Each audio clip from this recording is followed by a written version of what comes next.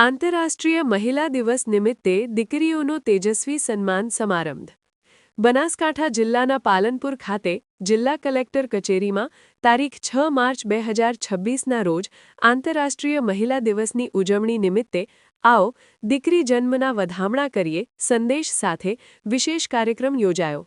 જિલ્લા કલેક્ટર મિહિર પટેલની અધ્યક્ષસ્થાને પાલનપુર લાડલી ગિફ્ટ યોજના અંતર્ગત જિલ્લાની શ્રેષ્ઠ 10 દીકરીઓને પ્રતિ દીકરી ₹25,000ની ફિક્સ ડિપોઝિટ ભેટ આપવામાં આવી.